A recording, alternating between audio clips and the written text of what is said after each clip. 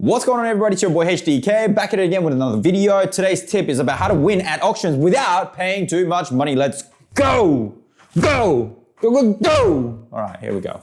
Just gotta calm down. All right, there's a lot of people right now that are trying to get into properties, and there's a lot of properties that are selling at auctions, right? And the reason why a lot of properties sell at auction is because the vendors, right, the people who are selling the property, they get to receive the cleanest deal for a property transaction possible. It means there's no conditions, it settles in a fixed number of days, usually 30 days, and people just have to throw cash at the property. Now, so cash basically means that as a purchaser, you basically have all your finances approved, and the banks have already made an offer to loan to you for the property that you're about to purchase. So right now, because of how hot the market is, yes, there's a lot of people out there that are actually ready, willing, and able to participate auctions and pay the top dollar. So how do you win? Well, winning is really easy. You just offer the highest amount of money above the reserve price and you're gonna be good. But that's not the purpose of this video. But before I get started, what you need to understand is how auction processes work, okay? So the owner, the seller of the property, will set what's called a reserve price. And the bidding will begin. The bidding will be like, okay, 100K, 150K, 200K, 250K, blah, blah, blah, blah, it goes up. Let's say an owner has set a reserve at $600,000. 600K is the reserve. If the bid finishes below the reserve, right, the property can't technically sell on the day. The reserve is not disclosed to the bidders. That's the catch right there. So that 600K, nobody knows what that figure is other than obviously the agent that's representing the vendor and the auctioneer that is calling the auction for the day. So what happens is the owner has that set reserve and the bidding will begin. The bidding doesn't reach the reserve, then what happens is the auctioneer will have to go and negotiate with the highest bidder so that either the highest bidder can come up a little bit, and once they come up a little bit or the most that they can, the auctioneer will then go back to the vendor and say, the seller, and say, hey, listen, can you reduce your reserve price? Yes, the reserve price can change on the day. Now, I've almost never seen it go up. I don't think it can actually go up. It's only got to go down, right? So the reserve price goes down, right? And then the highest bid will go up. And then once they meet at that same level, then the auctioneer will come out and say, yo, we're gonna call it 3 times and it's gonna sell. So it can sell at or above this reserve price. Why is this information important to you? Because you'll be in an auction situation where the bids that are coming out will either be under or above the reserve price, all right? So we're gonna talk about when you're under the reserve price. First thing to note is you gotta understand how the heck do you tell if the property bidding war that's going on and the prices that are being shouted out is still under the reserve price and when it is over the reserve price. The keyword that you're gonna be looking for is when the auctioneer says, the property is officially on the market, okay? Now that's a really vague way of saying it, but that basically means that we're gonna be selling today. And you can sort of see the body language is what they're up to. So here's the tip of how to actually win auctions without having to pay too much money. Here's what you're gonna do. Tip number 1 is you're going to reduce the speed at which the bid is increasing. Auctioneer will go, at $300,000, we're looking for $50,000 increases up from here. Okay, so that means the next call is they've got to be 50 grand, but don't offer them 50 grand. I'll tell you who should be in control of the auction process is not the auctioneer, but it's you, the buyer, okay? Yes, it looks like the auctioneer is in control, and the auctioneers like to think that they need to be in control. And you know what? Technically, if they're professional, they should stay in control. But you have the cash, so you technically can't control the auction process. So if they're asking for $50,000 increases, well, who are they? You can say 25 grand. Well, you're gonna offer 25 grand more than the previous bid, and they're just gonna say no.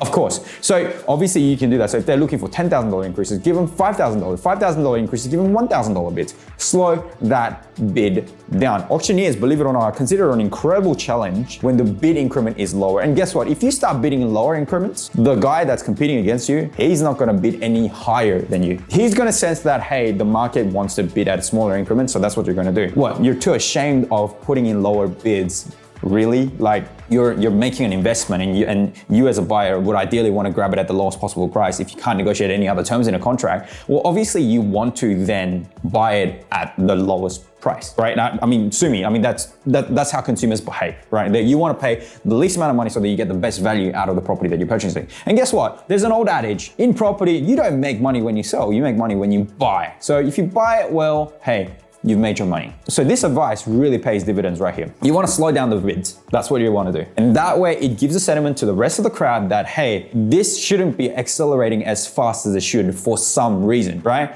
You start to look like the freaking voice of reason when you start reducing bid increments. Yeah, you can look a bit stingy, but who cares? So at the end of the day, they only need one buyer for the property and you just want that to be you and at a right price, right? So that's how you bid. That's tip number one. Tip number two is odd bids, all right? Now this could go either way, but seriously, don't be afraid. Odd bids are great because it throws the auctioneer off. They don't get particularly good at adding numbers once it becomes like, it ends with a 6 or with a half or something like that. You know, if it's 25 grand increase, it's 25, 50, 75, 100. It goes up really easy, 50, 100, 150, 200, 250, 300, very easy. Big increments as well. But like, imagine throwing, let's say the auctioneer requested a $10,000 bid increase and you offered $6,000. What the heck? So let's say the bid was, I don't know, $430,000, looking for $10,000 rises from here, and you say another 6,000. If you stick your hand up, is that another 10,000? You say, no, that's a 6,000. You can talk to the auctioneer. You can tell the auctioneer what your bid is. So it's $6,000. The auctioneer might say, well, no, I'm not going to accept that. Well, it's $6,000 more than what the other guy's paying. So why wouldn't he accept? Now, at this point, I will mention that there are certain rules of auction where auctioneers will reject your bid if the auctioneer is of the belief that it is in the best interest of the vendor. Now, that happens mostly when there's a bid that they think is from like a friend or you know, something illegal, something shady is going on. But if you're a genuine buyer and you're genuinely offering more money than the other person, I genuinely don't see why they wouldn't accept that bid. So let's say you offered another 6 grand on top of 430,000. Let's say you bid $6,000 and the other guy goes, I'm going to bid for another $5,000. So it goes 430, 436, and another $5,000 comes out on time. It becomes 441. See how it finishes with a 1? By offering more money, you've actually then reduced your increment down to 1,000s. And you know what? If you do this the right way with the right amount of charisma, like you've just basically and magically ended that bid amount to finish with a 1 at the end. So now the increments have dropped from like 10, 5, 10, 6, 5 to 1, which is crazy. You know where I see a lot of people use this tactic is when I go to Sydney and there is a bunch of Chinese bidders and they put in really funny and odd numbers, right? And I think the reason why they do that is because they're slightly superstitious about the number that they choose because they believe some numbers are better sounding or it will bring them wealth or something like that. But the thing is, it actually works in their favor because the auctioneer will probably fumble a little bit in trying to add those numbers and they go, oh, what's actually going? The auctioneer wants to talk like they want to be talking like just, you know, really, really fast paced, bring that momentum and they just want to just smash that out. But if you put these numbers and then they're sitting there and they're working it out or they're talking to their auction clerk and then getting that person to actually give them the numbers and things like that, well, it slows the momentum down. That's what you want. When an auction is really heated, you go, you know, bidder number 3 at $350,000, a bidder number 2 coming in at $400,000 and bidder number, 4, crazy. You don't want that.